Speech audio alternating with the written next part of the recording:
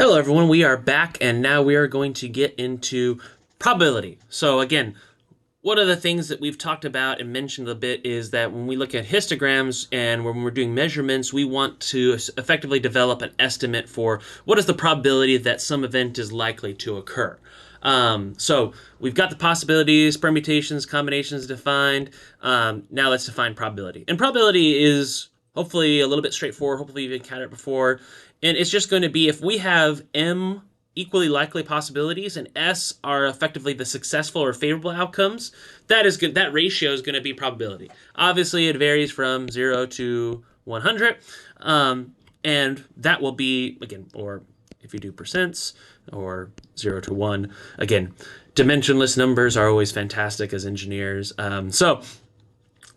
We could use an example effectively from a deck of cards. So deck of cards typically will have, not typically, actually, yeah, typically you can, you never know if there's a bad actor or a bad character. If we have 52 cards, what's the probability of pulling a red queen? So there's only 4 queens in the deck, right? And 2 of them will be red. We have the queen of diamonds and we have the queen of hearts. There's a song I'm not going to sing for that. So if we were so the probability, so the successful attempts would be pulling the red queen of diamonds and the red queen of hearts. So S would be 2. The total number of cards is 52. So here would be our ratio. What about pulling a black card? Well, half the deck is that, so the S there would be 26. M is always the same, so it'd just be 26 over 52, so it'd be 50% of pulling a black card. What about pulling a 3? Well, we have the 3 of clubs, we have the 3 of spades, we have 3 of hearts, 3 of diamonds, so that would be 4 successful attempts out of 52, and we can define that as well. So again, you could kind of run with these examples.